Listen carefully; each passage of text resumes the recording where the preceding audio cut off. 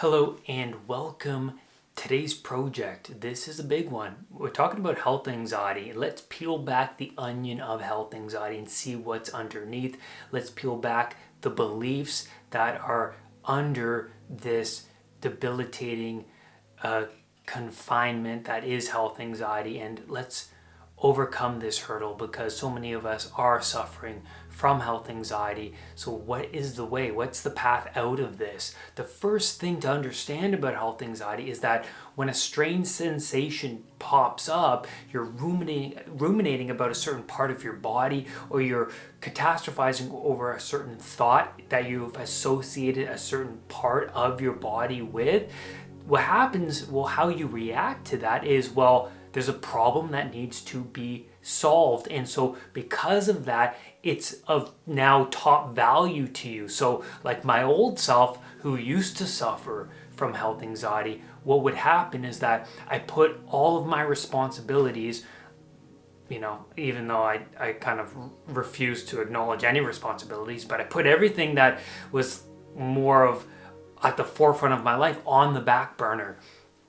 And here's the thing about health anxiety: when this anomaly does occur, it's demanding your attention because you have this map of the world already laid out, right? You have your routines and you have these expectations, and then when an obstacle pops up, so say this anomaly of a strange sensation, or maybe someone actually gets sick in your family, or someone has got ill in the past or has died, whatever it is, your map of the world gets skewered, right? Gets skewed, and now you have to encounter obstacles. And when we encounter an obstacle that gets in the way of our goal directed behavior or pattern, we experience negative emotion immediately.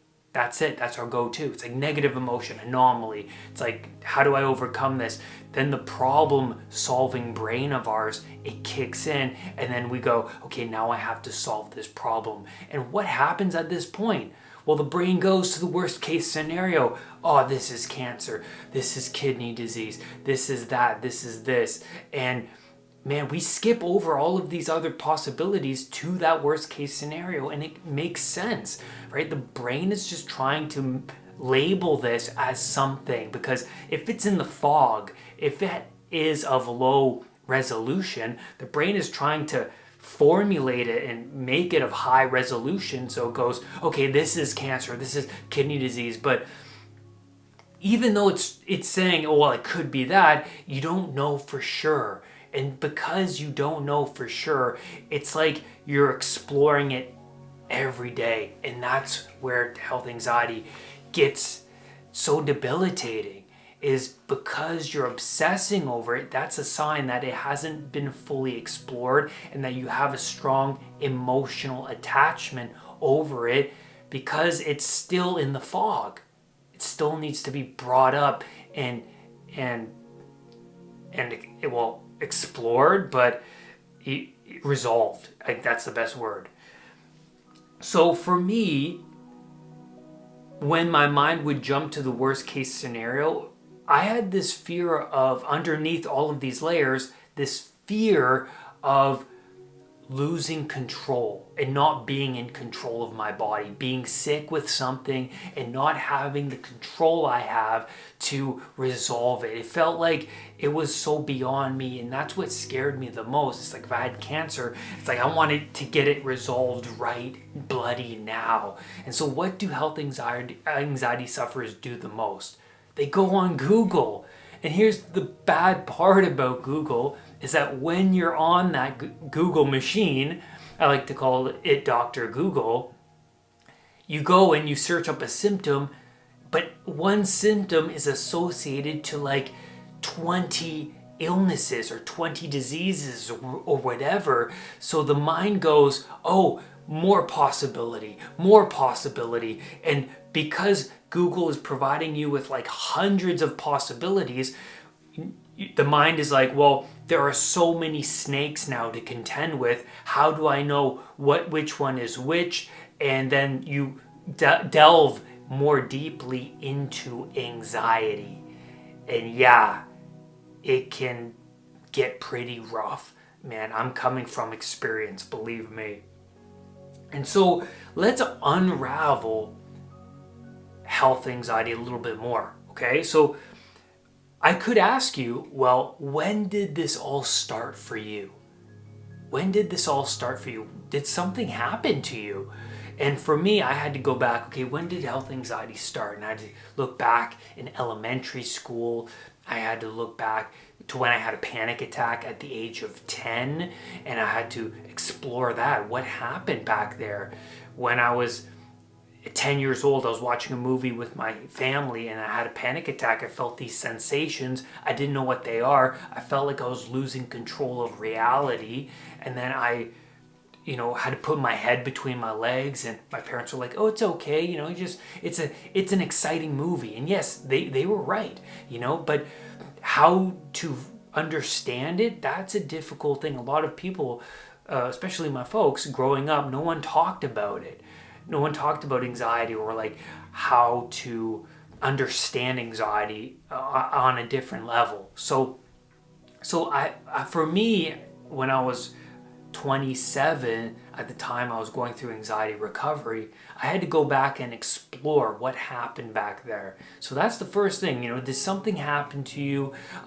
Where did these beliefs show up? Understanding your body a lot more will help you overcome health anxiety. Understanding what anxiety is, that's why I love doing my channel, by the way. What is health anxiety, and how does it come about? What's happening inside the brain? What is your body doing? And what are the strange sensations associated with health anxiety? And so, yeah, like when I would feel that racing heart, those strange sensations, aches and pains, it was associated to my stress response, because my body was like, "Hey, Brad, you need to calm down. Your foot is on the gas pedal 24/7. And you're wearing yourself out, man. Digestion is compromised, sleep is compromised, and yeah, it can get pretty rough." And so you might have a story for yourself. There might be a story playing out in your mind where this all started. Maybe your mom wasn't paying attention to her health, like a sensation, as much as she could. She didn't go to the doctors maybe because she had a fear of it. And so maybe, she got sick and died. And so this story of her is now ingrained within you. Maybe you're telling yourself a story and you're saying, well, I need to pay attention to these sensations continuously, because if I don't, I could end up like my mom. And like, my God, like that is so eye-opening, because there's a story playing out here, and also beliefs play a very important role. So how do you uncover a belief? Well, you can say, well, I understand this about myself. I understand that if I don't pay attention, then I could wind up sick and ill. So then, well, let's unravel that. Like, how can you make yourself more into a healthy person? Do you believe yourself to be unhealthy? Do you believe yourself to be a sick person? What do you see in the mirror? And this requires you to be honest. Do you see someone who is unhealthy? Do you see someone who is incapable? And so that is an eye-opening thing. And you have to remember too,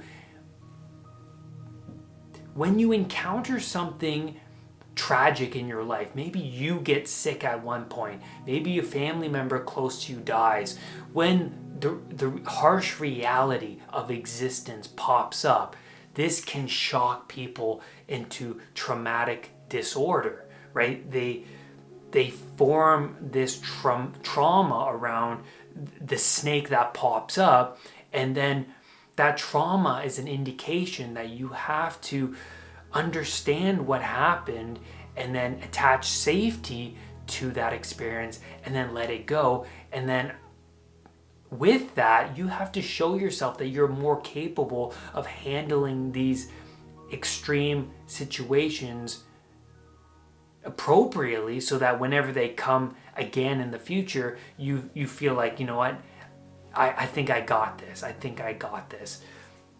So there's that too. So maybe your perspective over your symptoms and your body, maybe that needs to shift. Okay, so how do you view your body? How do you view you?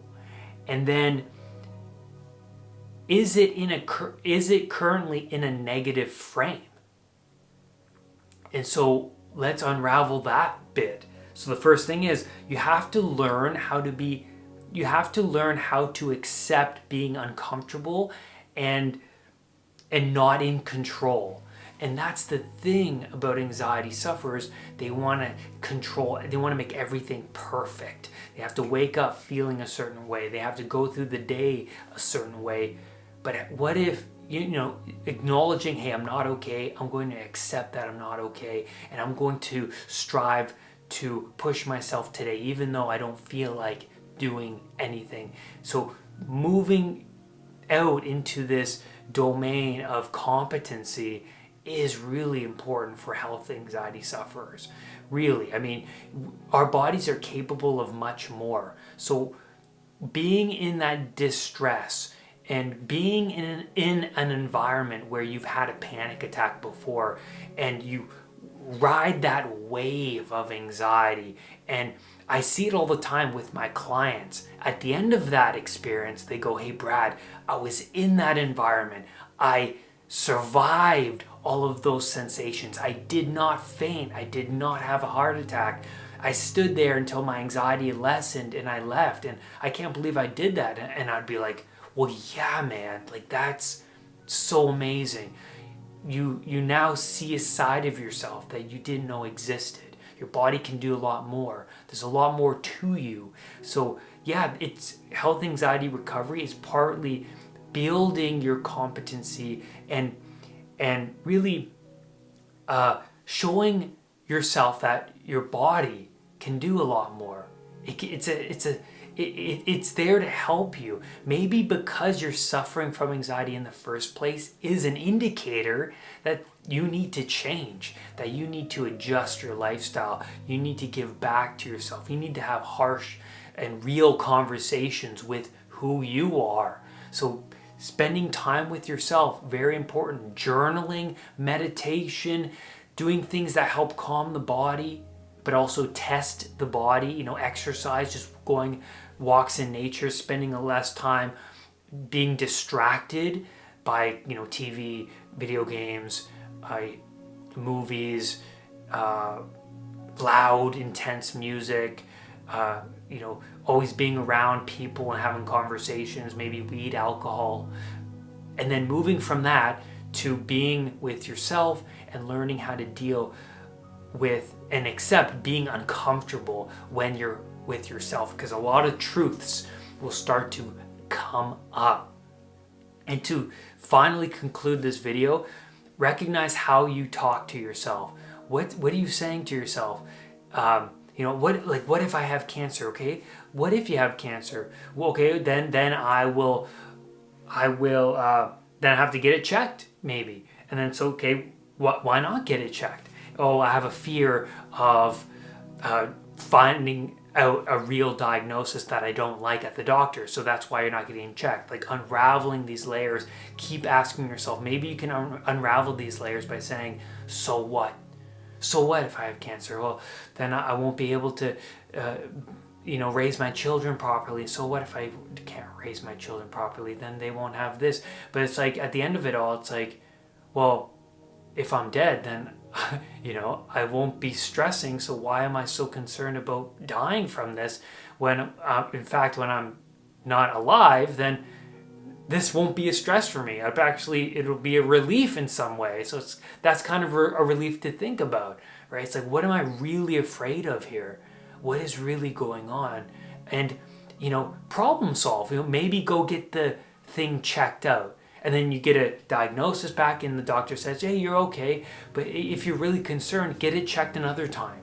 And then make it a rule of 3. Get it checked 3 times by 3 different doctors.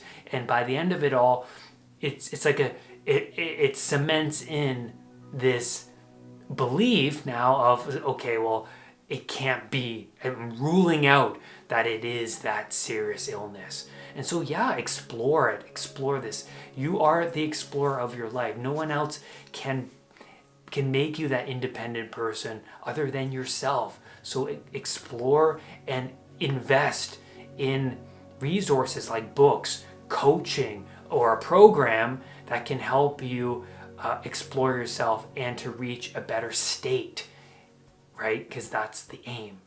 And that's where I'm going to leave you today on this video. Thank you for being here. Remember to rise above anxiety, and I will see you on the next video or podcast. Bye for now. Make sure to leave your comments below. Subscribe so that you'll be the first to know whenever I release a new video. And rise above anxiety. I'll see you next time.